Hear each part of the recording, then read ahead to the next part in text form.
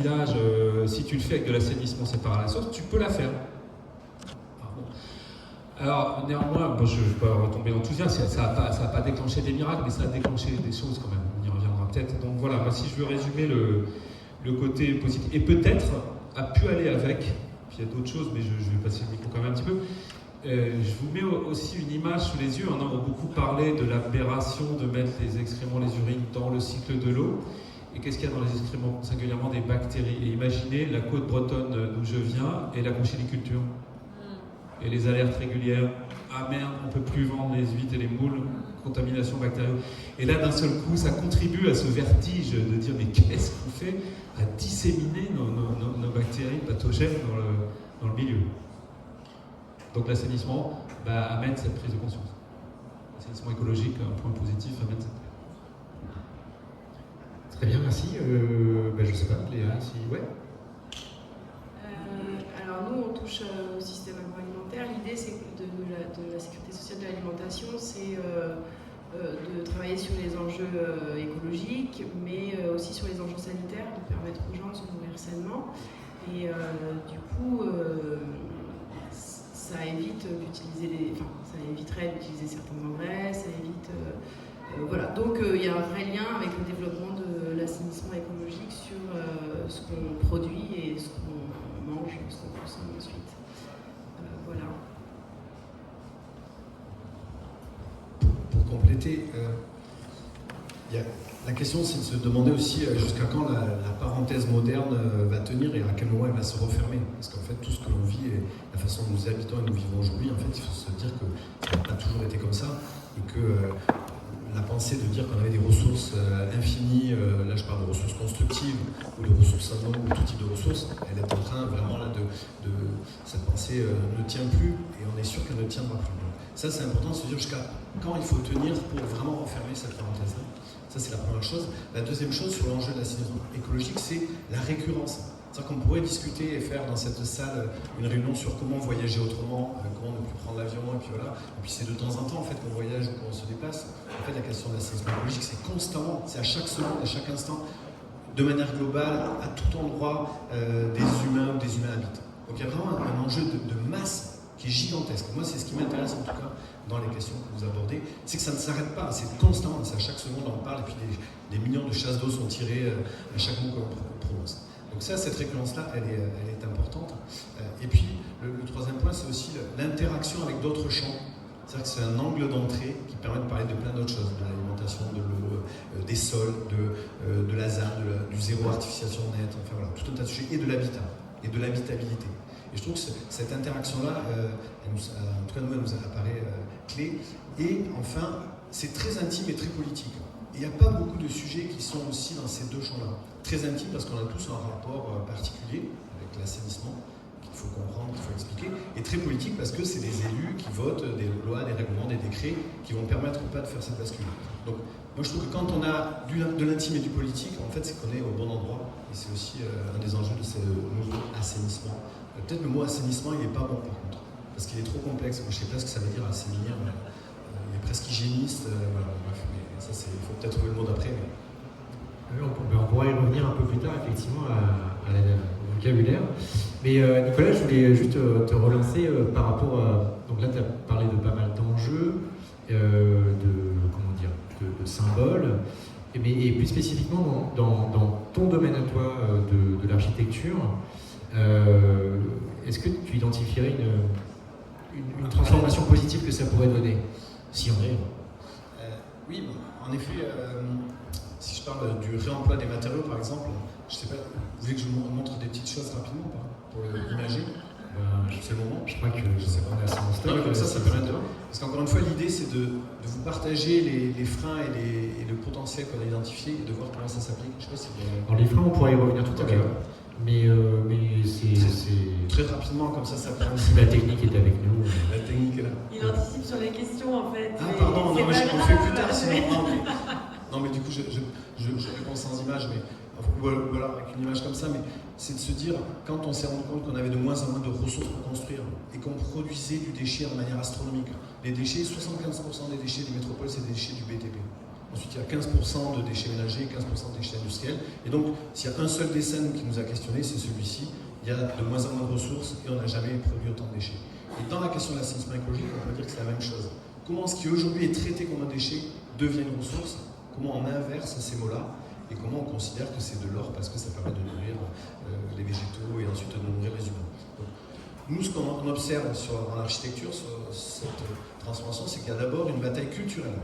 D'abord dire le réemploi, c'est pas que construire avec des palettes trouvées dans la rue, mais ça répond à tout un tas d'enjeux normatifs, de sécurité, de règles, parce qu'on a la garantie que les gens habitent dans des endroits sains, qu'on ne va pas faire du réemploi avec de l'amiante par exemple parce que c'est gratuit, ça n'aurait aucun sens. Donc, il y a tout un enjeu comme ça d'une bataille culturelle. Ensuite, il y a un enjeu de conception. Comment ça remet en cause toute la façon dont nous avons appris notre métier d'architecte, d'ingénieur, de maître d'ouvrage, parce que tout d'un coup on a d'autres données d'entrée. Et puis enfin, un enjeu d'usage, comment les personnes qui vont habiter dans ces bâtiments-là sont associées à tout ça pour pouvoir s'en emparer. Et nous, on aime bien dire que si on veut que les bâtiments soient passifs en énergie, il faut que les habitants soient actifs. Et je pense que dans l'assainissement écologique, c'est un peu la même chose. Si on veut éviter que des grands tuyaux très longs de William Jevons qui parle du rapport entre les pompes et la dimension des tuyaux, ça c'est super intéressant. Les pompes sont très grosses si on a des petits tuyaux très tordus et très longs, et si on a des tuyaux trop courts, on peut avoir des pompes très légères. Et donc ce rapport-là, il a aussi il est lié à la compréhension de l'usager final, que l'usager final a de la situation. Je ne sais pas si je réponds à la question en partie. On y va, oui, merci. Mais ah oui, et juste dire que, parce que ça peut être aussi le piège pour l'assainissement écologique, le réemploi des matériaux, on en parle beaucoup, mais on en fait très très peu. Et donc ça, il y a aussi un angle mort, parce que des acteurs publics se disent ah oui, on va lancer une fière de réemploi. Là, il y a des chiffres qui viennent de sortir à l'échelle nationale, c'est 0,01% des matériaux qui sont des matériaux de réemploi. Alors que vous avez dans les rapports RSE des entreprises, oui, on favorise le réemploi, vous avez des élus qui se disent qu'ils en font. En fait, on n'en fait quasiment pas. Et soyons attentifs aussi à bien quantifier l'effet de bascule, parce que sinon on se raconte des histoires, mais l'histoire n'est pas vraie. Et je pense qu'on a un enjeu de clarté et de sincérité par rapport à ces bascules. Je ne sais pas si l'élu que tu es peut répondre à ça. Oui, je fais juste une précision pour le public. Donc, il y aura évidemment un temps d'échange avec le public après, dans la seconde moitié, qui sera assez conséquent. Donc, n'hésitez pas à garder vraiment en tête ce qui vous brûle les lèvres. On aura l'occasion d'en discuter. Ouais. Alors, c'est ce qui me brûle les lèvres, c'est qu'en écoutant Nicolas, déjà, je me dis, pour connaître aussi des architectes, qu'effectivement, quand on est dans les logiques de réemploi, de sens, en fait, de trouver du sens, l'assainissement écologique, il aide à en trouver. Ou si on ne rencontre pas l'assainissement écologique, forcément, j'imagine qu'à un moment donné, on se dit c'est ballot, l'histoire de la chasse d'eau en eau potable. Bon, c'est vrai que c'est un tout. Sinon, non, c'était pour dire, du coup, je suis extrêmement fier en tant qu'ancien maire, même si je ne suis plus maire, c'est trop tard, le chantier est lancé et il y aura bien dans le pôle socio-culturel du réemploi de sédiments de la rance en briques et murs paille-terre, etc. Donc c'est trop chouette. Et sinon, ce que je pouvais ajouter, c'est je suis parti tout à l'heure de l'impasse, des limites de nos milieux à accepter ce qu'on y rejette. Hein. C'est vraiment le premier facteur limitant, avant même celui de la ressource. La ressource en eau potable, notamment dans les Côtes d'Armor, elle est très très interconnectée. C'est peut-être pas le meilleur exemple, mais c'est comme ça. C'est très interconnecté, donc on se secourt, on s'épaule les uns les autres en termes de ressources. Par contre, la petite rivière, elle est là, le village est là, il n'y a pas le choix. Elle montre ses limites. Et donc, c'est vrai que ça a eu comme effet de chercher d'autres solutions. C'est pas l'assainissement, la séparation des choses qui vient en premier, et ça peut être de dire si on ne peut plus rejeter dans la rivière, c'est toutes les stratégies de réinfiltration des eaux épurées dans les sols. On reste sur un assainissement conventionnel, mais avec en tout cas une évolution des stratégies de rejet par l'infiltration, par des lieux qui pourront en même temps être peut-être des biotopes bénéficiant de cette eau. C'est déjà pas mal, ça ouvre déjà des chakras dans des services d'eau, d'assainissement et de milieu aquatique. Mais ça suffira pas. Ça suffira pas parce que ça suppose des surfaces, vu l'eau qu'on balance dans nos systèmes d'assainissement, ça demande des surfaces considérables. Et donc ça sera limité aussi. Donc à un moment donné, on arrivera à la séparation à la source. La note d'optimisme par rapport à ça, c'est de dire que le SCOT de Dinan Agglomération, schéma de cohérence territoriale, voilà. Ouais, le schéma de cohérence territoriale de Dinan Agglomération, donc, est un des documents de cadrage fort des politiques d'urbanisme. Hein, c'est et il donne lieu ensuite au plan local d'urbanisme intercommunal et aux règles d'urbanisme. Dans le schéma de cohérence territoriale, la question de la ressource en eau, globalement, apparaît comme le premier enjeu. C'est intéressant. Et donc, l'analyse faite des milieux récepteurs amène à dire dans le SCOT, il va falloir qu'on soit inventif sur l'assainissement. C'est pas la phrase exacte, mais en gros, il faut qu'on trouve des nouvelles solutions d'assainissement, quelque chose comme ça. Mais rien que cette phrase, de la lire dans le SCOT, c'était déjà presque un bonheur, donc on se contente de peu. Mais je pense que ça va ouvrir des portes, et ça en ouvre, puisque je regarde Samia, parce qu'elle est impliquée, par exemple, sur un immeuble de logement social, le chantier démarre, avec séparation des urines et AMO, justement, pour trouver la filière de valorisation de ces urines. Il n'y aura pas de problème à en trouver, manifestement. Et puis, ce qui se passe, j'aime bien aussi évoquer, témoigner de la porosité qu'on commence à regarder entre assainissement non collectif vers l'assainissement collectif, dans les outils de travail. C'est l'assainissement non collectif qui peut être challengé pour inventer des conventions, par exemple, pour accepter des toilettes sèches et du broyat de bois sur un site qui est en ANC et qui a bien bossé, qui a un bon dossier, etc. Ok, on y va, on joue le jeu. Par contre, on conventionne avec vous, on prend des garde-fous ensemble sur la gestion future de ces systèmes, etc. Et donc, il y a eu plein de services ont inventé ça, il faudra mutualiser, mais voilà, on rédige et on a un outil, et en fin de compte, cet outil, à un moment donné, il va nous servir en assainissement collectif lorsqu'on mettra effectivement des toilettes sèches en pleine ville, où il faudra juste inventer en plus, et on y a pas mal réfléchi. Les solutions techniques, elles sont là. Le challenge, c'est le service. Si on est en assainissement collectif, on doit amener une forme de service, la collecte, la répurgation des matières fécales, etc. Je ne rentre pas là-dedans, mais c'est vers ça qu'il faut aller maintenant. Merci. Oui. Alors, j'ajoute un truc, parce que quelqu'un m'a dit, mais c'était quand on préparait peut-être. Est-ce qu'il n'y a pas le risque, si on fait de l'assainissement, de la séparation à la source, donc on résout ton histoire d'impact sur les milieux, parce qu'on est plus malin, etc. Mince, est-ce qu'il n'y a pas un effet rebond où du coup on va urbaniser à tout va? Rassurons-nous, ça ne sera pas le cas, puisque l'urbanisation, elle a quand même un autre garde-fou que tu as mentionné, qui est le zéro artificialisation nette, qui fait que maintenant les choses sont quand même ancrées. On ne va plus étaler, heureusement, on ne va plus étaler la ville dans les champs comme on faisait avant. On pourra en discuter, effectivement. Et ben, du coup, ça a été un peu, merci beaucoup pour ces retours déjà. Ça a été un peu évoqué, donc des succès, on va dire, de ce que pourrait apporter l'assainissement écologique, des choses qui, des fois, commencent à se faire, des enjeux quand même, des fois symboliques, et du coup, ce que je voudrais commencer à aborder avec vous, c'est les verrous, finalement. Pourquoi ça ne se fait pas plus vite, ou ça ne se fait pas, tout simplement. Et donc, des verrous, quelle que soit leur nature, en fait, dans vos pratiques, et dans votre domaine d'activité de sensibilisation. Et voilà. Et parmi ces verrous, en fait, lesquels sont d'ordre technique et pour un passage à l'échelle ou d'un ordre plus culturel. Et peut-être que je vais donner la parole au Secours 31. Selon vous, plus précisément, peut-être pourquoi ça passe pas plus vite à autre chose dans le réseau d'assainissement liquide de Toulouse et autour.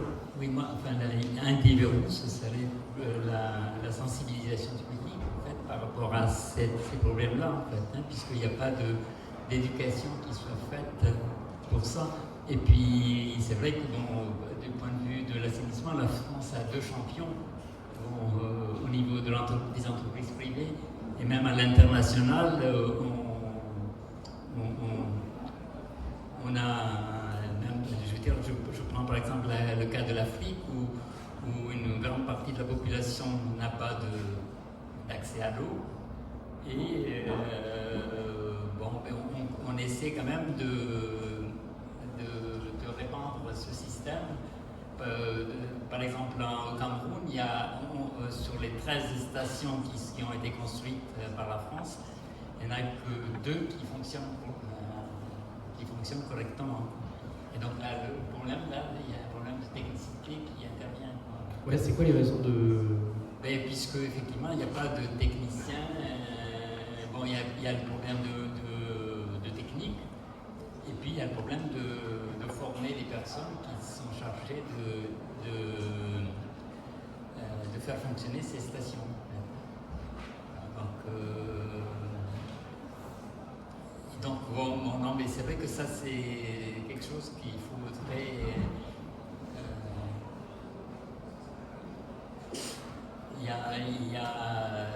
En fait, pour l'avantage de l'assainissement écologique, c'est qu'effectivement, le problème technique se pose beaucoup moins. Et pour continuer de situer en fait les enjeux de l'assainissement non écologique actuellement, Oui. je crois que vous parliez de l'exemple des réseaux et notamment, par exemple, au hasard à Ramonville. Oui. C'est quoi les enjeux et les verrous que vous verriez du côté de, en prenant par exemple cette zone? Et parlez proche du micro. Oui, oui. Alors, un des verrous, ce serait plutôt le financement, puisque les tuyaux, ça coûte, il y a un coût très très important, et du fait de l'encombrement du sol urbain, il y a un problème de place pour mettre ces réseaux, et puis le problème du coût, puisque effectivement, à chaque fois qu'on doit mettre des canalisations,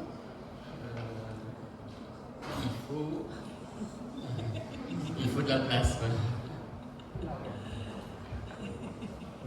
Et puis quand même pour répondre, Ramonville n'est pas dans la métropole. Donc nous avons appris il n'y a pas si longtemps que les effluents de Ramonville étaient gérés à Ginestous, qui est notre grosse station monstrueuse. Mais on vient d'apprendre, on n'a pas eu l'occasion de se positionner sur ce sujet et de voir comment on va faire. Mais oui, le problème c'est que parallèlement, pourquoi pas? Sauf que parallèlement, en cours a lieu l'agrandissement de la station du Ginestous, qui est déjà monstrueuse, et qu'on continue à grandir. Donc, du coup, voilà, il fait que les effluents de Ramonville sont ramenés à Ginestous. Voilà. Donc un enjeu aussi donc, de périmètre de gouvernance et d'articulation. Nous, on ne peut pas parler de Ramonville. D'accord, très bien. Merci. Maintenant, je tourne vers Léa peut-être, concernant les verrous, par exemple dans le cadre de la sécurité sociale de l'alimentation, sur la chaîne en fait de... Comment dire ça je vais y arriver. Entre la chaîne, entre l'engrais et la production de nourriture, je crois qu'on avait discuté peut-être de verrous culturels et de quoi utiliser pour faire pousser des choses qui ont d'ailleurs été évoquées dans le spectacle tout à l'heure, sur le conventionnement notamment des agriculteurs et des choses comme ça. Est-ce que tu peux nous dire certaines choses là-dessus?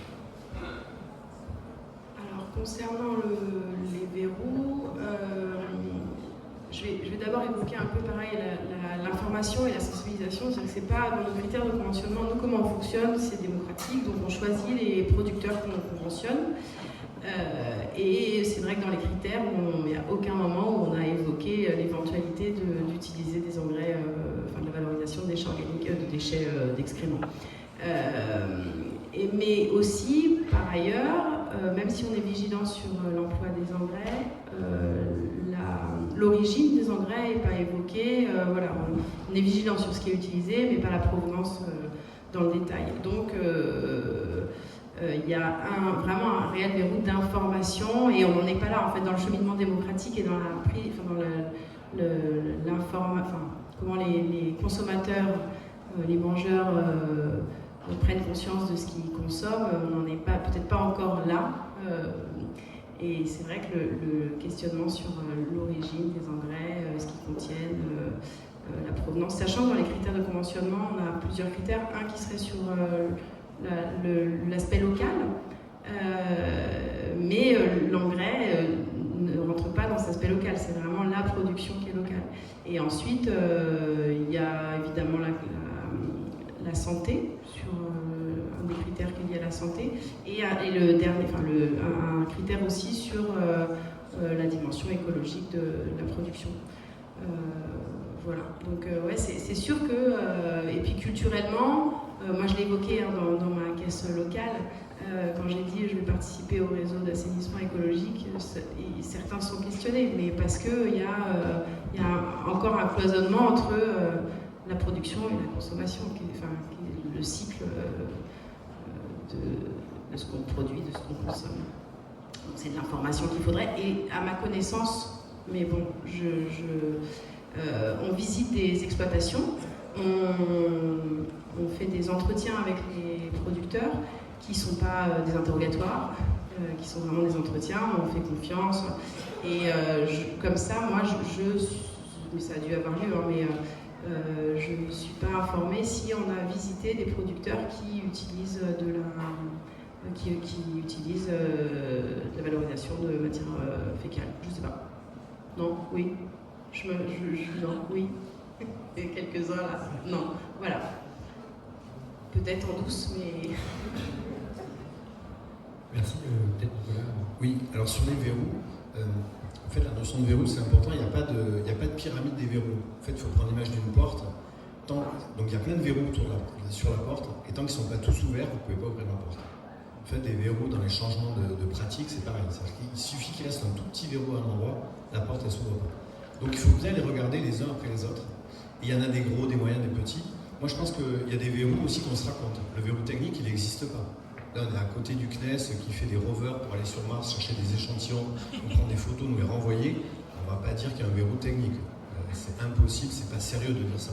Le verrou économique dont vous parliez, pour moi, il n'existe pas non plus. Parce que ce que coûte l'assainissement conventionnel aujourd'hui, c'est monumental.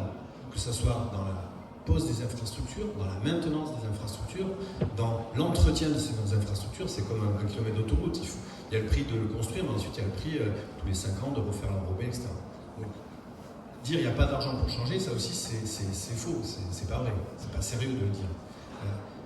Le verrou réglementaire ou juridique, il peut exister, mais là il faut se dire le droit n'est jamais en avance sur la société. Ça c'est l'histoire, c'est pas moi qui le dis, hein, c'est des grands juristes qui nous disent en fait le droit s'adapte à la société.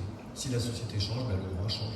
Donc il ne faut pas attendre que des règlements ou des décrets nous permettent de faire des choses nouvelles. Il faut plutôt qu'on fasse les choses nouvelles, qu'on démontre que c'est possible, et ensuite qu'on dise, ben, vous voyez, ça marche. Et donc là, il va y avoir un règlement ou une loi qui va le permettre. Et donc il faut se dire, bon, alors c'est quoi les verrous qui restent? Donc il y a la force d'une filière telle qu'elle est constituée, ça c'est sûr. Donc il faut aussi se dire comment on arrive à faire basculer ces filières-là. Et puis il y a la désirabilité, où il y a le fait, il faudrait presque qu'on ait honte de tirer la chasse. Le jour où on a honte de tirer la chasse, en fait c'est gagné. La bascule elle se fait instantanément. Vous voyez, c'est comme il y a des siècles, il y avait l'esclavage et il y avait des gens qui travaillaient pour d'autres gens, et puis aujourd'hui c'est pas possible, on aurait honte. Alors on peut se dire qu'il y a de l'esclavage moderne, etc. Je vous laisserai dans la salle de dire, mais je veux dire, règlement, en tout cas nous là autour de. Bon, ok, c'est peut-être risqué, mais ce que je veux dire c'est que tout d'un coup il y a des choses comme ça qui peuvent basculer. Et donc moi ce qui m'intéresse c'est quels sont ces points de bascule, comment on arrive à avoir ces tipping points, ces points de bascule mentale qui font qu'en fait on n'a pas le choix. Et pour revenir aussi au défi de frugalité, parce qu'en fait on parle de l'eau, des ressources, etc. C'est quand même cette question de la frugalité. Soit il va être subi, soit il est choisi, mais on est sûr que ça sera l'un des deux. Donc l'enjeu aussi c'est de dire comment on s'y prépare. Et quand on parle des grandes canicules, peut-être vous étiez à Toulouse l'été dernier, début août, où là on a vraiment des situations où on ne peut quasiment plus sortir dans la rue. Donc là on voit bien que sur la question de l'eau c'est la même chose. Donc je pense qu'il y a vraiment ces ressorts-là qui font que ça pourrait aller très très vite. C'est pour donner de l'espoir aussi, parce qu'il y a des bascules qui se font sur des dizaines d'années ou des siècles, et peut-être que là on est sur une bascule qui, par miracle, pourrait se faire en très peu de temps. Mais c'est le côté positif. Mais même si je nuance, ça ne doit rien enlever à ton élan et ton optimisme. Et peut-être que même si on a cet optimisme-là, on peut se préparer à l'idée que peut-être ça ne changera pas si rapidement que ça non plus. Mais bon, en tout cas, moi, ce que je voulais évoquer comme verrou, c'est que, j'aime bien ton image de temps qui en reste un, malgré le facteur déclenchant que pourrait être la honte de tirer la chasse d'eau, il reste un verrou quand même qui est un petit peu vertigineux, c'est le poids du système existant, on l'a évoqué. Ces centaines de kilomètres de réseau, ces dizaines de stations d'épuration, elles sont là, c'est quand même un système qui rend service, il ne faut pas l'oublier, il rend grandement service, et même si on y a été avec l'historique qu'on a vu ou qu'on va voir dans le bouquin de Fabien, on y a été, on y est. Et donc cet outil-là, il faut le faire tourner, et ça concentre, ça absorbe énormément d'énergie, de matière grise et financière, etc. Et donc, en même temps qu'évoquer le verrou, j'ai envie d'évoquer quelle piste pour le déverrouiller. Peut-être, c'est pour le coup, c'est pareil, là je regarde Samia, quand dans ces conditions d'un service assainissement qui est absorbé par des enjeux liés au classique, aux tuyaux, les diacs qu'il y a à faire, les stratégies de réhab de réseau, les stratégies de réhabilitation de stations d'épuration, etc. Alors il faut guetter un agent qui culturellement aura avancé un petit peu avant les autres, donc on en a trouvé un, Team Agglomération, bonne surprise. Et donc cet agent, ça l'intéresse. Or il a la main pour deux choses, les grands événements, donc on y va, récupération d'urine sur des grands événements. C'est un enjeu, c'est déjà une piste pour travailler sur justement les chaînes gisements et puis valorisation, etc. de l'urine. Et puis à un moment donné, on va y aller, c'est-à-dire les campings, littoral, touristique, Saint-Calguildo et compagnie. À un moment donné, ça va là pour le coup, il y a des campings qui vont basculer. Et ils vont basculer parce qu'ils sont assez bien placés, ils sont très gros, il y a un vrai sujet, et qu'ils sont assez bien placés pour être inventifs sur une question de service. Ce qui me permet d'évoquer aussi cet autre verrou-là. Il va falloir trouver à l'expérimenter, et les campings vont en faire partie. Je l'évoquais tout à l'heure, la question du service. Comment organiser en zonage assainissement collectif, où la collectivité a une responsabilité, comment organiser un service, peut-être de collecte d'urine ou de points d'apport volontaire d'urine, ou de collecte ou de points d'apport volontaire d'excréments, c'est quand même assez délicat, on peut le comprendre, enjeux sanitaires, salubrité, etc. Ces services qui vont démarrer à d'assez petites échelles, parce qu'il y aura, comme à Dole de Bretagne, et ben oui, il y a 8 toilettes sèches par là, mais c'est génial, c'est absolument génial, hein, mais ça n'est que 8 quand même, donc le service, il faut qu'il ait son petit modèle économique qui va bien. Donc là il y a une inventivité, je pense qu'il faut, comme tu dis, techniquement, voilà, ça marche, mais c'est vraiment cette question-là. Et pour ça, je reboucle, et je lâche le micro. Ce qu'on peut dire, moi, ma perception que j'ai, c'est que l'assainissement écologique a fait énormément de chemin et de maturation et des pionniers, admirables, plutôt dans la sphère non collective, me semble-t-il. Et là, si on veut que ça bascule, il faut aller sur ce qu'est actuellement l'outil qu'on a, le zonage assainissement collectif. Il faut s'engouffrer là-dedans autant qu'on peut, parce que c'est là qu'on trouvera à inventer du service et donc à faciliter des formes de massification, si je suis ton optimisme. Merci.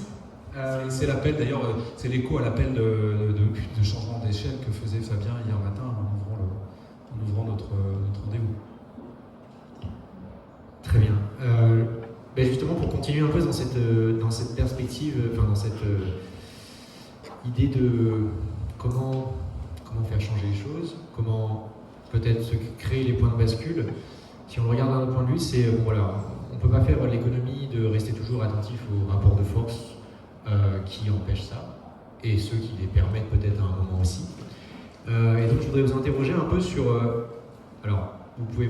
sur les rapports de force qui existent, mais notamment les postures qu'on peut voir aujourd'hui, ou les effets discours. Je ne sais pas si on peut parler d'AE-washing, pas encore. Mais est-ce que c'est des choses que vous voyez des fois dans vos domaines, c'est-à-dire que il y a une réappropriation un peu rapide pour que rien ne change, comment dire. Et est-ce que aussi, dans cette perspective, est-ce que, un peu pour faire parler avec le changement climatique, est-ce que c'est une adaptation aux conséquences, en fait on gère la crise, plutôt qu'une mitigation en amont, c'est-à-dire qu'on empêche la crise. Est-ce que je sais pas, vous auriez des éléments là-dessus? Je ne sais pas qui veut se lancer. C'est assez ouvert ici.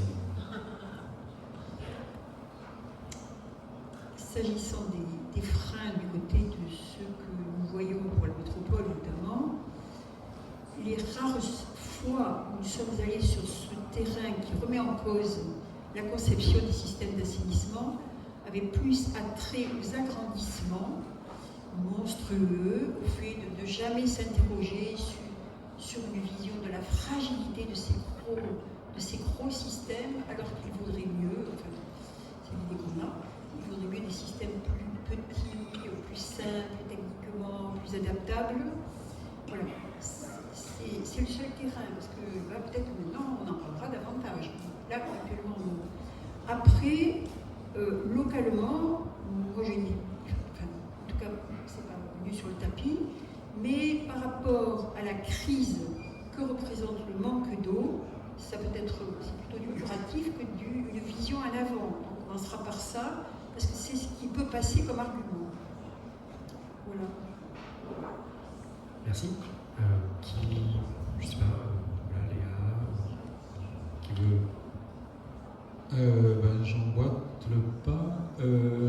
Quand tu dis rapport de force, c'est vrai que moi je me dis, et pour avoir observé, vécu ça comme élu dans un service essentiellement dédié aux tuyaux et aux stations d'épuration, et au don collectif quand même, ça prend une part dans le coin rural où je suis. En tout cas, j'ai une certitude qui est un peu une banalité, c'est une banalité de le dire, mais on ne gagnera pas de terrain en étant en mode frontal de toute façon. Et c'est pour ça que je suis plutôt partisan, de reconnaître que le système existant des réseaux et des stations rend des services considérables, quand même. On pourrait prendre d'autres exemples, je n'ai pas préparé ça, mais d'autres exemples de techniques dans lesquelles on pourrait dire peut-être on a déconné à aller dans ces techniques-là, mais maintenant qu'elles sont là, ça rend quand même des services en attendant d'évoluer. Donc, et beaucoup de personnes sincères dédient des énergies sincères à faire tourner ces outils, ces stations d'épuration, avec des savoir-faire et des savoir-faire aussi dans les enquêtes d'intrusion d'eau claire dans les réseaux et de réhabilitation. Il y a des savoir-faire assez respectables, comme d'autres. Donc on n'avancerait pas si on était, je ne crois pas que ce soit le cas, c'est pas l'état d'esprit d'ici du tout, mais je dis quand même, on n'avancerait pas si on était en frontal par rapport à ce système dominant. Dans la question du rapport de force, dans laquelle l'assainissement écologique pèse un poids encore très ténu, très petit. Donc c'est d'arriver à, tout entre guillemets, en flattant les mérites de ce système ou ce qu'il peut encore avoir, et se faufiler pour dire mais ce système a des mérites, tuyaux, stations, mais on est tous d'accord désormais, on l'a vu depuis 2021 dans l'exemple que je prenais tout à l'heure, on a bien vu qu'on bute sur des limites.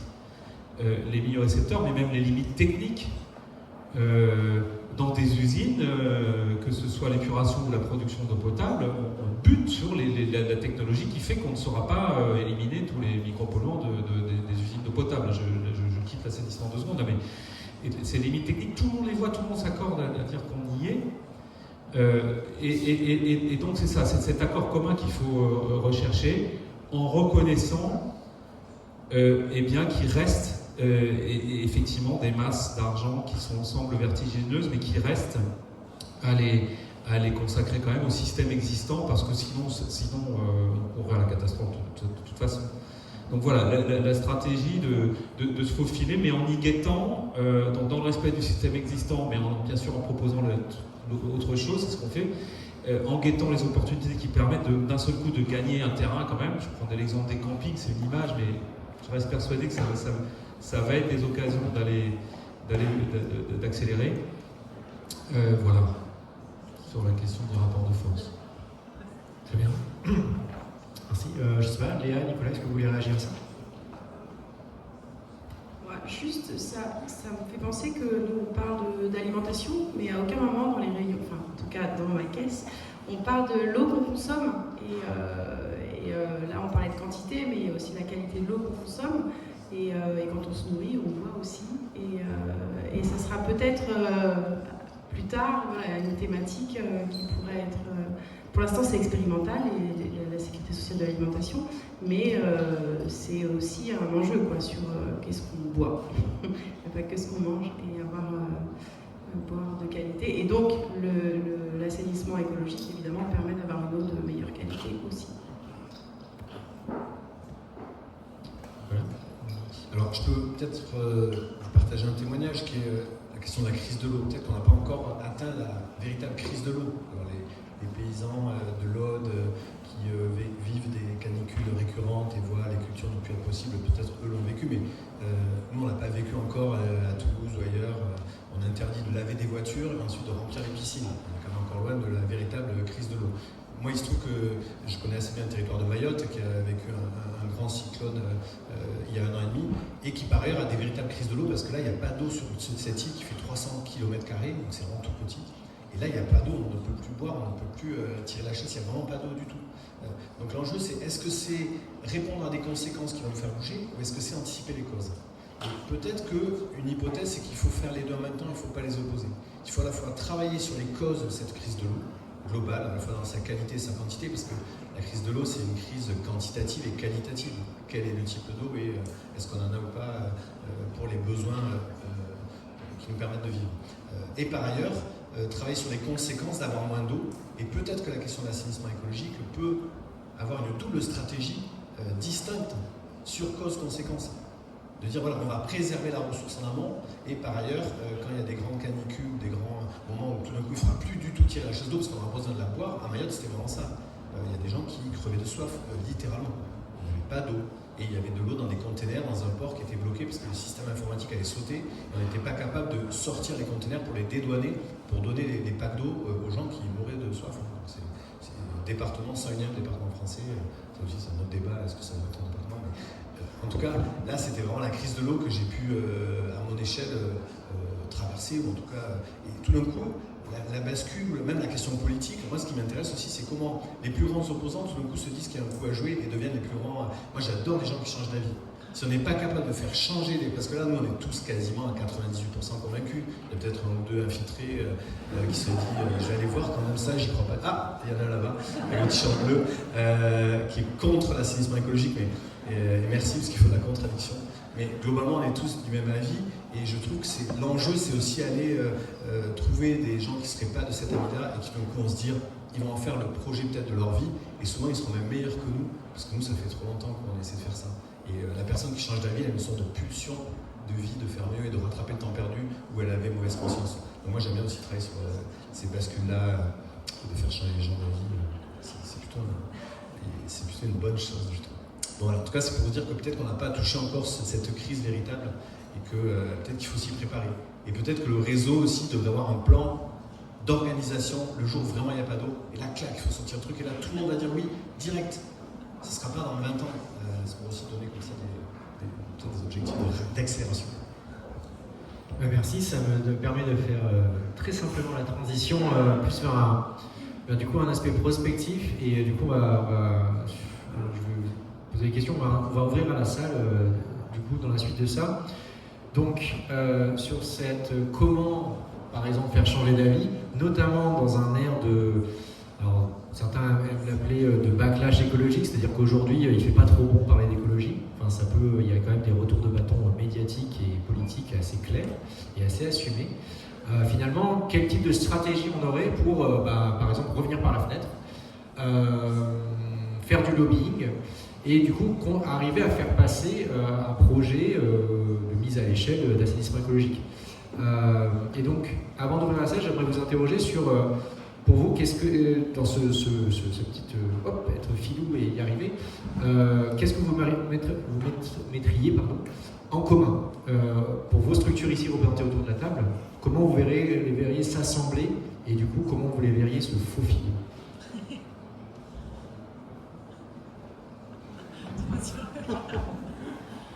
Nous n'avons pas beaucoup de pratique sur ce sujet, donc je me jette à l'eau.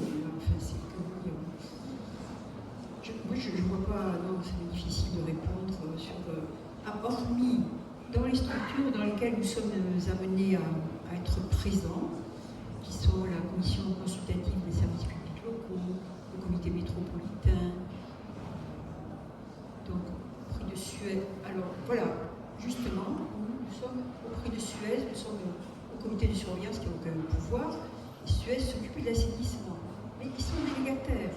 Donc, c'est pas eux, alors on leur en parle, mais c'est pas eux qui vont concevoir, faire des propositions de conception d'assainissement qui n'iraient pas dans le sens de leurs économies. C'est bien, voilà. Donc, on n'a pas d'interlocuteur du côté de Suez, c'est sûr. Après, hormis quand la situation, en fait, ce qui localement peut constituer un argument, c'est le manque d'eau. Et le fait que chaque année, quand même, sur la région toulousaine, tout le long de la Garonne, nous sommes littéralement dépendants des lâchers d'eau. Nous sommes sous perfusion. C'est pour ça que jusque-là, en 2022, on a eu l'eau au robinet, mais c'est parfaitement artificiel.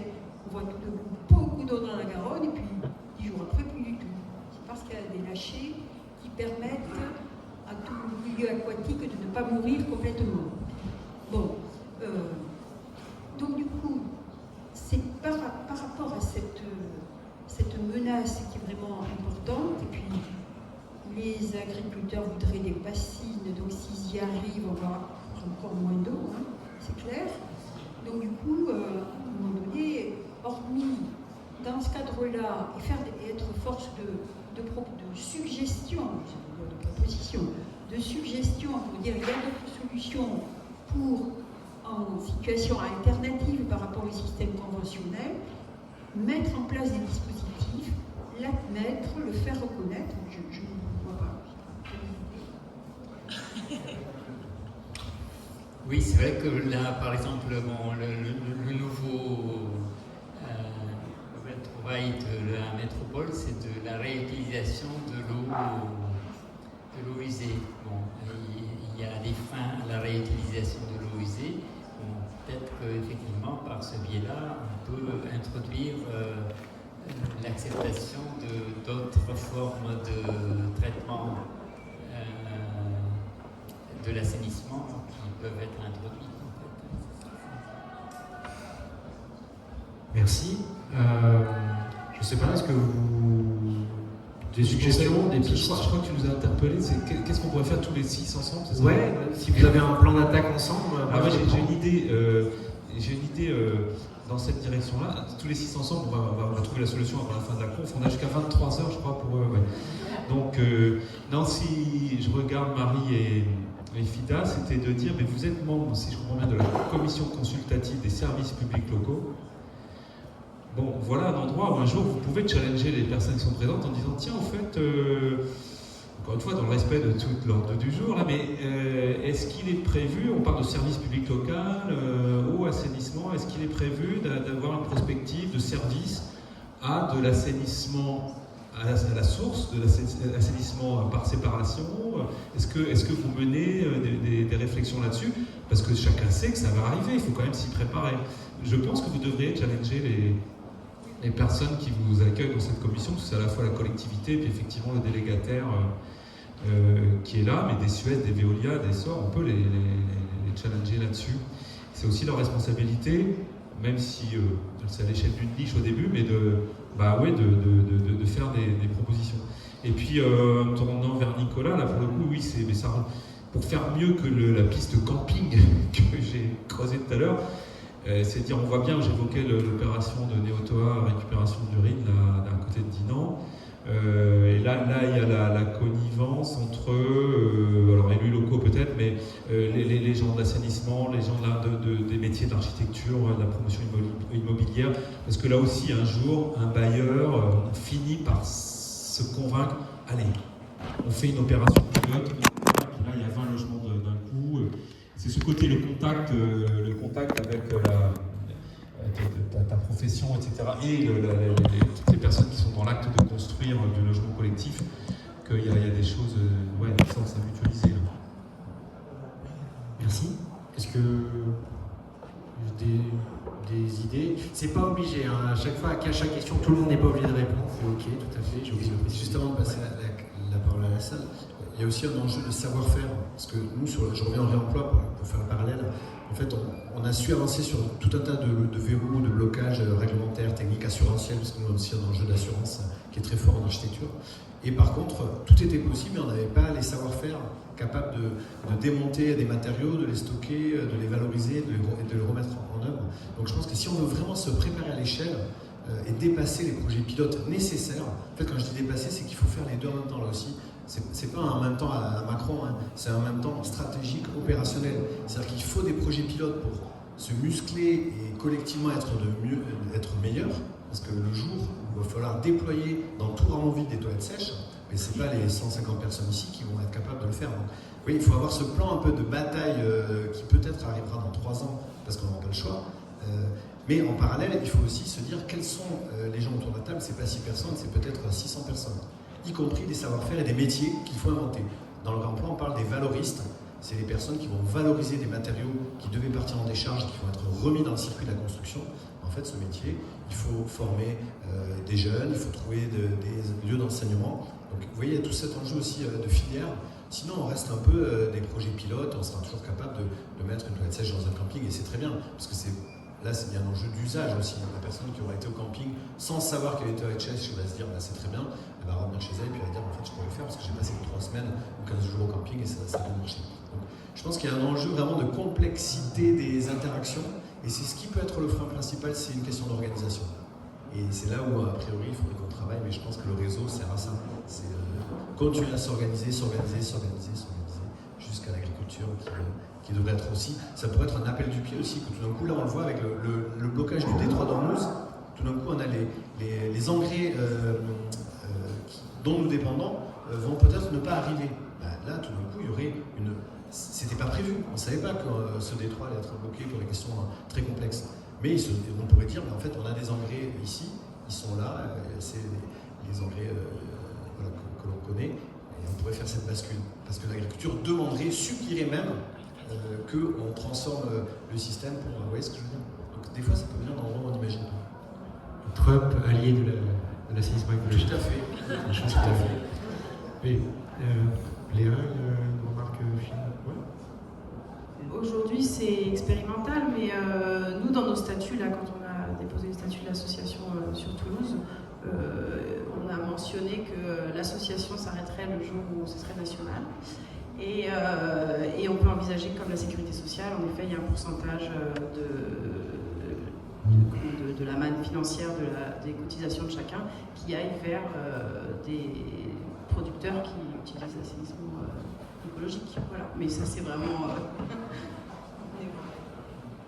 mais on est là pour faire un plan d'attaque et rêver en même temps. Enfin, c'est voilà, c'est ambition. Très bien, merci. Et puis on va ouvrir du coup à la salle, donc avec des idées de plan d'attaque ou autre. Et puis voilà, toutes les questions que vous voulez poser aux intervenants. Je vais me balader avec un micro. Il y en a un autre? Très bien.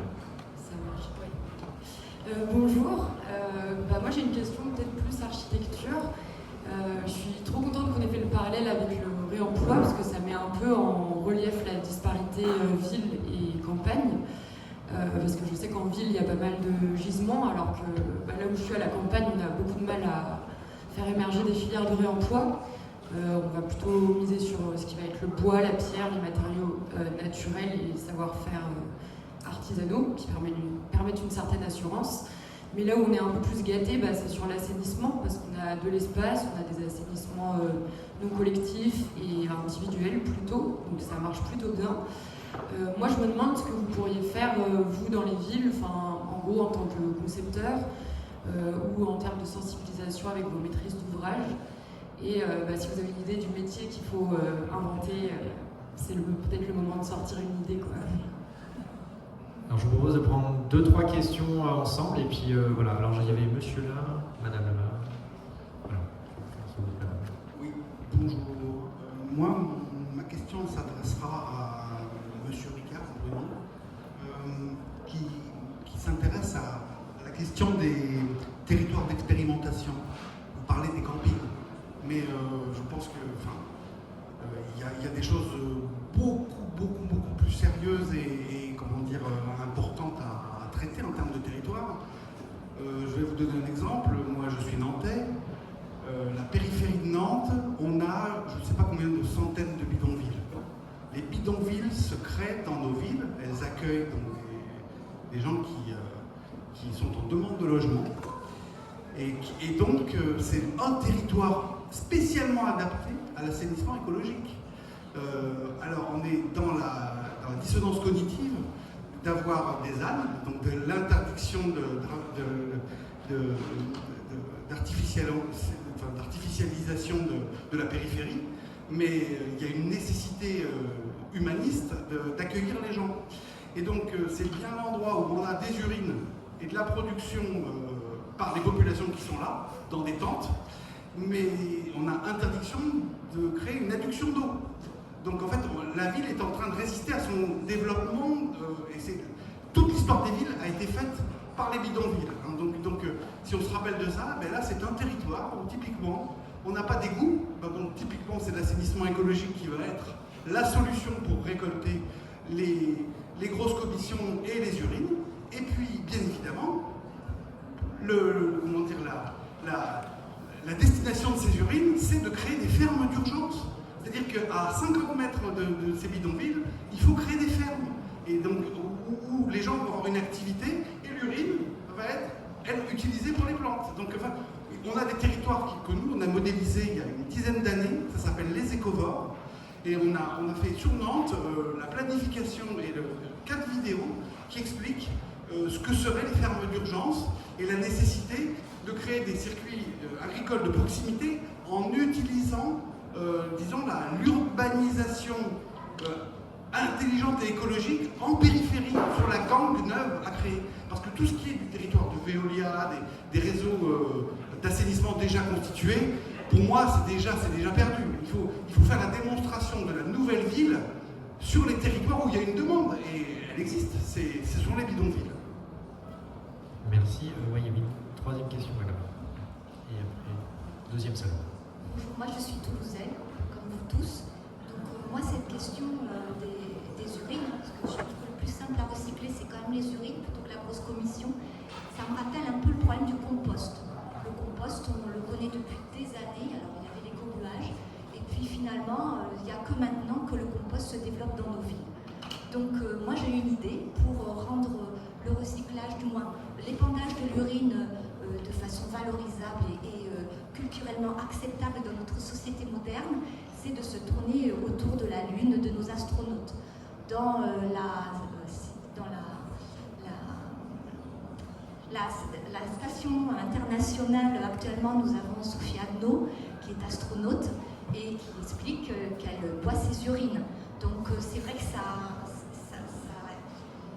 répulse tout le monde, mais dès que la science, un astronaute nous en parle, alors d'un seul coup, je pense que les enfants auront envie de faire comme elle. Alors peut-être pas de la boire, mais au moins de la collecter et d'arroser son jardin avec. Donc voilà. Le deuxième, la limite, moi, que je trouve à ce dispositif, c'est les détergents. Vous en avez. Alors je n'ai pas écouté le début de votre intervention, mais les détergents, vous en avez très peu parlé. Et les détergents, ils nous entourent parce que nous sommes dans une société d'hygiène où il faut être propre, on a peur des microbes.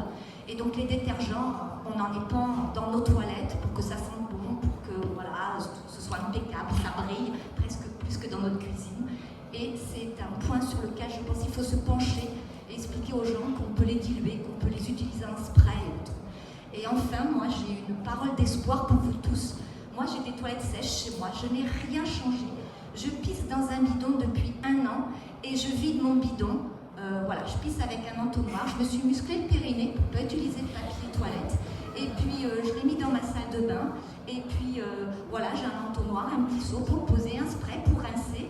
Et je l'épand dans mon jardin. J'ai la chance d'avoir un jardin.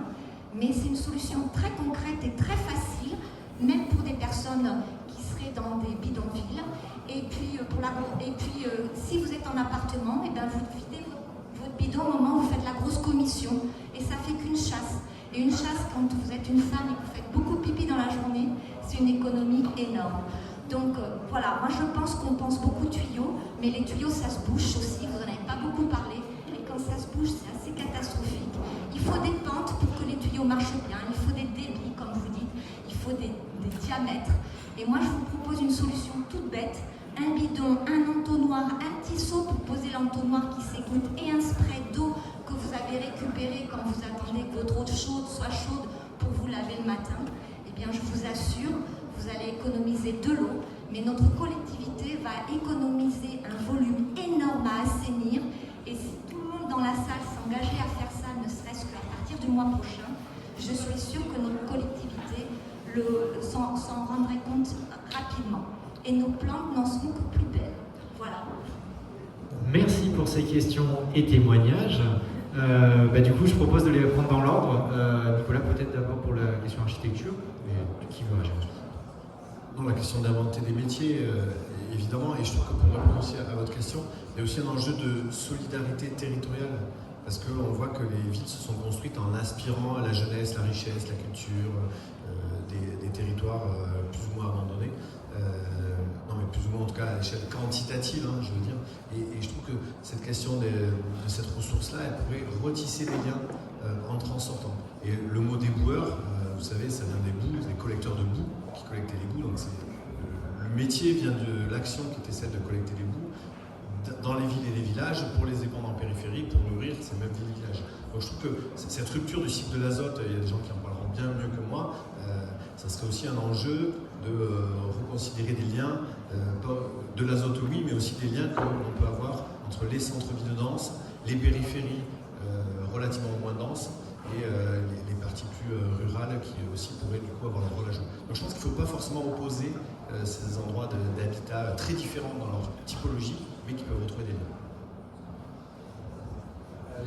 Je voulais réagir peut-être à la troisième, votre témoignage. Je fais un parallèle par changement d'échelle quand vous dites voilà, on sait qu'on peut économiser de l'eau de cette manière-là, et quand même mentionner qu'à Dinan Agglomération, sur le nouveau contrat de délégation début 2026, donc c'est une délégation envers une société d'économie mixte. Donc je ne rentre pas dans le détail, c'est intéressant comme gouvernance. En tout cas, il y a Veolia derrière. Et il y a la question du contrat, comment le contrat est préparé en amont de cette affaire-là. Et dans le contrat, et je crois que c'est assez précurseur quand même, il est convenu qu'à l'issue du contrat, donc en 2036, Veolia devra être capable de prélever 16% d'eau en moins que ce qu'elle prélève aujourd'hui. Et après, il se débrouille, enfin, il y a l'engagement contractuel est là, avec des pénalités assez sérieuses en face. Et donc ça veut dire qu'il faut qu'ils aillent chercher ces économies par les rendements de réseau peut-être, mais y compris en s'intéressant aux économies d'eau, à la sobriété en eau qui peut se produire chez les particuliers. Et sinon, sur ta question nantaise, je te remercie quand même, je suis ravi que tu remettes effectivement le camping à sa place. Il faut pas, juste pour pas qu'on ait de malentendus, j'ai pris cet exemple-là parce que c'était une espèce d'exemple à la mode tai chi, quoi. C'est-à-dire comment très localement à Dinan Agglomération, on a compris que ça peut être un axe qui fasse un peu levier. C'est tout. Il faut le remettre à cette juste place. Les enjeux que tu évoques sont évidemment bien plus importants. Et je dirais, pour y réagir, qu'à Lanvalais, donc la commune dont j'étais maire, encore conseil municipal, on a créé tout un projet, un site agricole, 3 hectares communaux avec de la production de légumes, y compris du légume solidaire sur 1 hectare avec distribution par les CCAS ou par le Secours Populaire, etc. Et une maraîchère qui approvisionne les pâtes, qui approvisionne l'école et tout. Et que du coup, on a eu l'occasion de discuter urine avec cette équipe-là qui n'attend que ça, qui serait ravie de récupérer des urines. Et donc, ce que je ne peux plus faire peut-être en tant que maire, c'est clair que je vais me débrouiller pour le faire autrement, c'est-à-dire d'aller chercher de l'urine là où on voudra bien m'en donner. Ce sera trop loin pour venir chercher la vôtre, madame, mais j'en trouverai à Lanvalais sans problème. Voilà.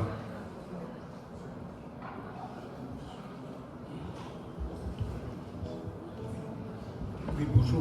Moi, je suis Ramonvillois, mais je ne vais pas répondre à toutes les questions qui se posent à Ramonville. Mais je vois le titre donc, de cette table ronde, une société en transition, enfin l'assainissement écologique pour une société en transition. Et je pense qu'au niveau du département, on ne parle plus de transition, on parle de bifurcation. Donc je dirais qu'il faut effectivement changer le fait qu'on a le temps de changer les choses dans la transition, dans le développement durable, dans tout ce qu'on voudra. Et maintenant, je crois qu'il est grand temps d'affirmer, comme le département l'affirme, qu'il faut aller dans la transition et changer complètement les choses. Ensuite, je vois société avant, et moi je fais une confiance vraiment limitée dans les propositions techniques et dans les techniciens. Je pense que si effectivement les citoyens qui font société ne sont pas suffisamment convaincus d'un changement possible, je dirais les techniciens continueront à trouver des solutions techniques qui vont alimenter, je dirais, les réseaux financiers qui proposent des services à tous les, je dirais, les lâchetés ordinaires du citoyen qui n'a pas envie de s'emmerder. C'est le cas de le dire pour ça. Mais je dirais qu'il y a tout un tas de choses sur lesquelles il faut peser. Ici, dans ce quartier, à Port-Sud, on a lancé le tri des déchets, je vous dis ça il y a 30 ans, et tout le département a fini par suivre, et l'ensemble de la France a fini par imposer le tri des déchets. Alors ce n'était pas gagné quand on a commencé. Et exactement comme on a voulu, au niveau des péniches, instaurer avec l'agence de l'eau une collecte des toilettes sèches, et puis là-dessus, l'agence de l'eau est revenue en arrière. Donc avec Picojoule, on est retombé sur une position où il va falloir de nouveau gagner des propositions locales qui sont convaincantes et qui sont portées par les citoyens, et faire en sorte qu'on change les choses à partir de notre position parmi les citoyens. La chose que je ne trouve pas aussi dans votre discours, c'est la notion d'économie circulaire. Je dirais en gros, ça nous paraît aussi un élément important vous l'avez sûrement sous-entendu, mais il faut l'affirmer d'une manière beaucoup plus forte, en disant on change aussi radicalement d'économie en prenant, je dirais, la cause de l'économie circulaire, qui n'est pas du tout une économie, je dirais, sociale et solidaire, mais qui a l'économie sociale et solidaire en son sein, mais qui est radicalement différente de cette économie linéaire dans laquelle on s'embourbe en pensant que nos techniciens vont trouver des solutions à un système qui part complètement en live. Donc je pense que là aussi, il va falloir effectivement aller vers des solutions qui sont beaucoup plus radicales dans le discours qu'on peut avoir par rapport à tout ça. Désolé, j'ai dû écourter, mais pour qu'il y ait le temps des questions. Oui, bonjour. C'était juste pour une remarque, une question pratico-pratique. Un petit peu, bon déjà, la plupart des boues sont répandues dans les champs, les boues d'épuration dans les champs des agriculteurs. Donc, a priori, ça ne me paraît pas du tout un problème de les remplacer par quelque chose de plus propre, parce que tous les détergents retournent déjà dans nos champs. Donc ça, c'est la première chose. Et la deuxième chose, c'est question un petit peu le début de la filière, en fait, parce qu'on ne va pas pouvoir faire avec 1 million de personnes, on ne va pas pouvoir avoir de la sciure de bois de cœur pour 1 million de personnes. Donc voilà, est-ce que vous avez déjà des exemples d'initiatives de gens qui vont sourcer un peu du BRF, sourcer du feuillage, normaliser un petit peu un produit pour... voilà, en fait, vous, de votre point de vue, est-ce que vous avez déjà un peu des pistes là-dessus, quoi? Et on peut prendre une troisième question, je crois qu'il y en a une là-bas, près du poteau. Ouais, juste sur la dernière question, là les intervenants qu'on a invités ne sont pas spécifiques RAE, du coup peut-être qu'ils n'auront pas forcément la réponse à cette question, je ne sais pas. Mais tu peux poser ta question après. Bonjour, c'est Vicky, je n'ai pas dit bonjour. Je suis ingénieur territorial, responsable d'exploitation du réseau d'assainissement de la Seine-Saint-Denis, ce qui n'est pas un petit réseau. J'y suis allé en me disant, tiens, en étant dans le service public, je vais peut-être pouvoir faire bouger des choses. En fait, c'est bien plus complexe que ça, et il y a plein de sujets. La première, déjà, on est le traitement est opéré par le SIAP, et le SIAP a fait le choix de transformer ces stations d'épuration pour faire de l'énergie. Du coup, ils ont tout intérêt à ce que tout l'azote aille en station d'épuration. Ils n'ont aucun intérêt à ce qu'on sorte de l'azote. Voilà. Donc il y a une concurrence entre produire des engrais ou produire de l'énergie. Et c'est un vrai débat de société. Je pense que le rendement des stations d'épuration pour produire de l'énergie doit être tout pourri. Mais en tout cas, c'est la voie qui est prise et il y a eu un partenariat qui a été signé entre le SIAP et Engie pour ça. On a effectivement des multinationales, Veolia, Suez, qui elles ont un intérêt, parce qu'elles ont beaucoup de capital financier, matériel et intellectuel, un intérêt à vendre des technologies à haute valeur ajoutée. Donc quand on propose autre chose, on propose quelque chose on est dans un combat encore idéologique sur quelle technologie on choisit, pour produire quoi et à quel coût. Il y a les techniciens.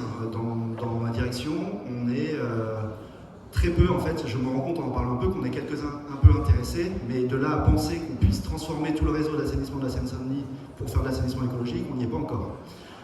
Par contre, l'action publique a des moyens, c'est-à-dire que dans les marchés, j'ai réussi à glisser, les entreprises de travaux vont mettre des toilettes sèches sur leur chantier. C'est pas suffisant, mais en tout cas, ça permet de nourrir et d'alimenter le truc. Et l'action publique se traduit aussi, pas forcément dans le service d'assainissement. Il y a tous les plans alimentation territoriaux, les plans climat, tout ça.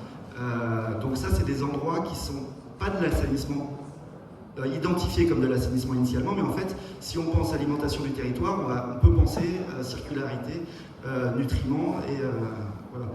Il y a les CCSPL, effectivement, ça c'est un super endroit, mais effectivement, ce que j'en entends, j'ai jamais participé personnellement, mais des retours que j'ai, c'est les citoyens des associations, soit pas présents, soit pas bien formés.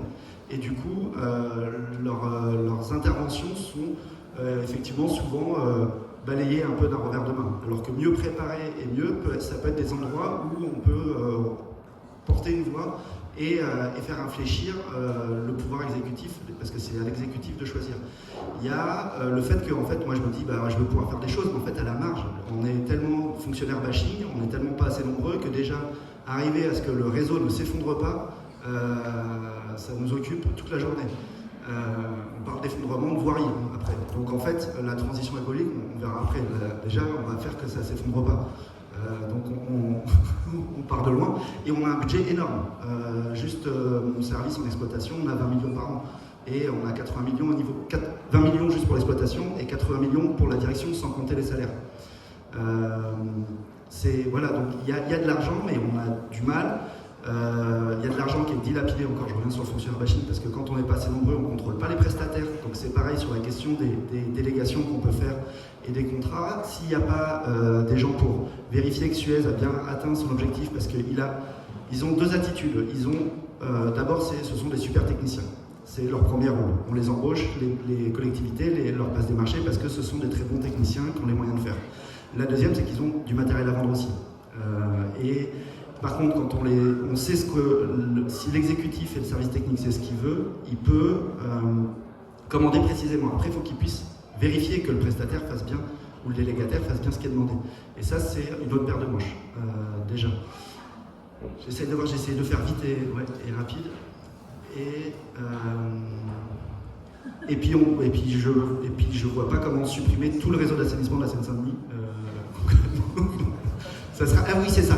Le dernier point, c'est l'endroit où on peut avancer là-dedans, c'est sur la question du renouvellement urbain. Quand on reconstruit, quand on modifie, quand on change, il y a plus de facilité de construire des nouveaux systèmes de gestion des eaux pluviales à la source, de gestion des urines à la source, et tout ça. J'ai fini. Merci. Non mais chaud bouillant là, donc j'ai attrapé le micro alors que tu le voulais, mais non mais c'est pas le sujet, remplacer le réseau de Seine-Saint-Denis. Là faut qu'on se remette dans les bons, qu'on remette l'église au centre du village. C'est absolument pas le sujet. Enfin, on pourrait avoir des ambitions massives et ça va finir par venir sur l'assainissement écologique. Il restera de l'eau dans les tuyaux du SIAP. Et ils pourront produire de l'énergie, il n'y a pas de problème. Donc attention, ne nous trompons pas de cible. On ne va pas remplacer un système par un autre, ça n'arrivera jamais. Il ne faut pas perdre le sourire en disant ça. Simplement, on va faire le maximum de ce qu'on peut pour éviter que ce système continue de gagner du terrain, enfin plutôt pour gagner du terrain sur ce système-là, pour amener des complémentarités, voire pour lui prendre, entre guillemets, des parts de marché sur certains renouvellements urbains, comme tu dis, etc. Mais on ne le remplacera pas, il continuera à y avoir de l'eau dans les réseaux d'assainissement. Il ne faut pas que ça nous fasse pleurer, c'est pas grave. Enfin, c'est pas grave. En tout cas, ça n'empêcherait pas toute la richesse des combats à mener et de ce qu'on va gagner. Mais encore une fois, j'en profite pour boucler avec un genre de mot de conclusion pour ma part, parce qu'il faut qu'on aille au concours des toilettes sèches en plus, mais c'est que moi, je nous pronostique le même horizon que j'ai observé sur la gestion intégrée des eaux pluviales. Et ça c'est ce qu'on a devant nous. Bilal, tu crois aussi ? C'est-à-dire qu'à 30 ans, il y avait en France une opération par-ci par-là de gestion intelligente des eaux pluviales, paysagère, infiltration. On les comptait sur les doigts de la main et je réagis et je dis ça parce que la Seine-Saint-Denis évidemment était précurseur avec Thierry Métreux. Et puis aujourd'hui, la gestion intégrée des eaux pluviales s'est imposée comme une compétence présente dans toutes les collectivités de France. Ça, c'est du terrain gagné. Et bien, on va faire la même chose avec l'assainissement écologique. Et du coup, je me souviens plus de l'autre question, mais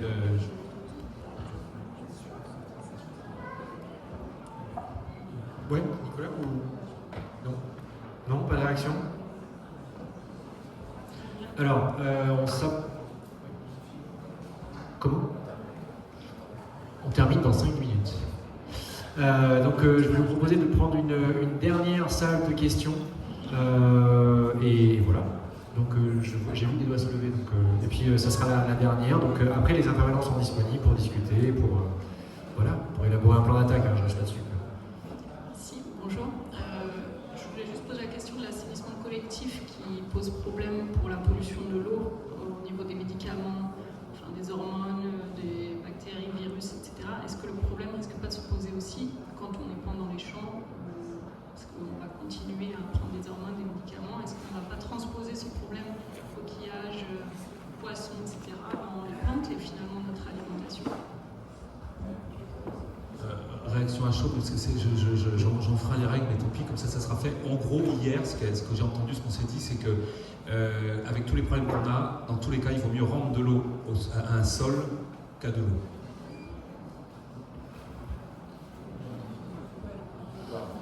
Il y avait une question. pour compléter sur ça, globalement, les pollutions généralisées, elles sont là, avec des perturbateurs endocriniens d'origine industrielle, avec des microplastiques. Et effectivement, les résidus issus des médicaments qu'on a pris et tout ce qu'on a ingéré se retrouvent dans nos urines. Donc aujourd'hui, plutôt dans les eaux usées et dans les rivières. Et donc, il en est de même pour le fumier animal, le lisier qui est utilisé en élevage et qui ne pose pas de questions, en tout cas aujourd'hui dans les pratiques. Peu en tout cas. Et donc, nous, on regarde notamment le positionnement de l'OMS qui est que, eu égard des pratiques actuelles, de ce qui se fait déjà, le fait qu'il y ait des résidus pharmaceutiques dans les urines, notamment, n'est pas une raison de ne pas commencer à mettre en place des filières et d'utiliser les matières en agriculture, sachant qu'il y a un potentiel aussi de dégradation des molécules dans le sol avec la vie du sol, etc. Et il y a aussi des possibilités de traiter ces urines dès lors que vous les avez collectées à la source. Il est beaucoup plus facile de les traiter puisque vous avez concentré l'origine des résidus. Donc voilà, quand vous êtes à des grosses échelles de collecte et de filières, vous pouvez aussi imaginer mettre en place des filtres pour gérer ces molécules.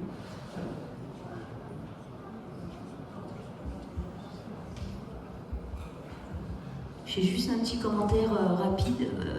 Je fais partie du réseau d'assainissement écologique et on a la chance d'être un réseau, quelqu'un l'a dit tout à l'heure, mais je ne me souviens plus, qui est assez mixte. En fait, ça a commencé avec des leurs de toilettes sèches, ça a été rejoint par tout un tas de gens. Aujourd'hui, il y a des chercheurs, chercheuses, des archives, des particuliers, etc., etc. Et c'est assez, on forme presque société en fait. Et moi aussi, j'aimerais revenir sur le titre. Donc, quel enjeu porte sur l'assainissement écologique dans une société en bifurcation, en transition je trouve qu'un des trucs qui me gêne, par exemple, dans le réemploi, qui a été aussi un de mes sujets, c'est qu'aujourd'hui, parce que j'ai entendu plusieurs fois cet après-midi, il n'y aura pas de transition sans le social. Et dans le réemploi, le social, je trouve que ça se limite beaucoup à l'économie sociale et solidaire qui vient démonter. Donc il se retrouve sur le chantier, qui vient démonter des placos dégueulasses avec de la laine de verre dégueulasse, etc., etc., etc. Pour aller construire peut-être des bâtiments et des équipements pour une autre classe sociétale.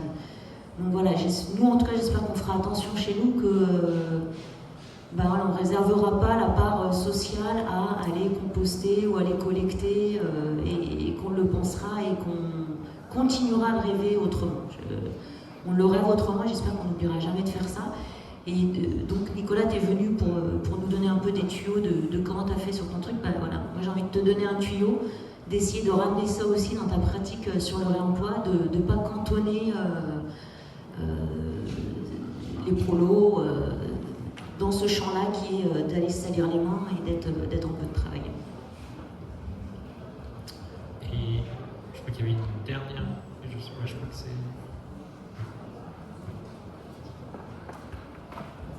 Merci. Bonjour à tous. En tant qu'agence de l'eau, je me permets de réagir à certains éléments un peu de politique publique qui ont été évoqués, et c'est peut-être une question non pas qu'à la tribune in fine, mais bien effectivement à tout le réseau de l'assainissement écologique. On a parlé de déploiement et de peut-être coexistence des systèmes. Il n'y a pas un système qui du jour au lendemain va remplacer l'autre. Néanmoins, comment on organise, et ça s'organise, ça s'anticipe, il y a des stratégies à mettre en place pour faire coexister les systèmes et répondre aux différents enjeux sociétaux qu'on a. Si on en prend quand même un, là on parle beaucoup du climat, etc. On a quand même une usine qui fabrique des engrais, une usine qui en détruit à un moment en termes d'énergie, de gaz à effet de serre. Là on a le détroit d'Ormuz qui est bloqué et compagnie, on apporte du gaz russe, etc. dont on est totalement dépendant. Il va falloir agir. Bruno, tu as évoqué le lien avec la gestion des eaux pluviales. C'est effectivement un domaine qui doit inspirer les grandes transitions, entre guillemets, en cours, et à tous les niveaux, c'est-à-dire il y a presque du culturel, justement, et chacun en est conscient aujourd'hui ici. Mais par contre, on n'a peut-être pas les 50 ans qu'on a mis pour mettre, la gouttière dans l'herbe. On en est encore là aujourd'hui sur la gestion des eaux pluviales. Pour l'assainissement écologique, ça va poser des questions bien plus conséquentes. Et c'est là que, je ne sais pas, on a parlé aussi de révolution qu'il faut peut-être, en tout cas, organiser. Enfin, quand on parle d'assainissement écologique, on est bien en train de parler d'une révolution. On en a peut-être une sur la tribune. La sécurité sociale de l'alimentation est peut-être une des choses qui organise globalement et vient toucher des grands équilibres qui soient financiers pour répondre à la justice sociale, etc. Et c'est ce genre aussi d'outils qu'il va falloir être capable de déployer. Et donc du coup, en tout cas, peut-être aujourd'hui, il y a un blanc grec qui est en train de se préparer au niveau Premier ministre. Comment on arrive, au sein du RAE aussi, à porter de temps en temps certains éléments de transition comme ça.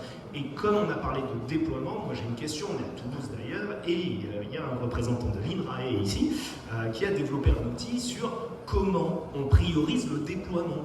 Où est-ce qu'on peut prioriser? Et donc du coup la grande étude à Toulouse, donc cet outil s'appelle CAFé d'abord, à Toulouse, il y a déjà eu une grande étude un petit peu comme ça, et quand on analyse, effectivement, c'est pas le camping, le gisement, c'est l'aéroport. L'aéroport, à un moment, on a une quantité de passages qui passent, pardon, en termes financiers, on peut peut-être un tout petit peu s'organiser pour faire des efforts supplémentaires, et donc aujourd'hui, on a des outils de priorisation, on a des sites un petit peu priorisés, et pourtant, qu'on n'investit pas.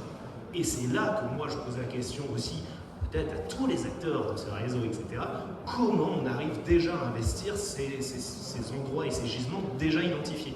Et de même, on a un représentant architecture, de temps en temps, c'est la conception même du bâtiment qui empêche de faire l'assainissement écologique. Et de temps en temps, aujourd'hui, on a les politiques de renoncement. Attention, ce mot-là peut être difficile. Néanmoins, il y a des biens communs négatifs qui sont à déstaurer. C'est-à-dire qu'il y a des choses qu'on fait qui sont négatives. Et tant qu'on n'arrête pas de les faire, on n'arrivera pas à changer des choses. Et voilà.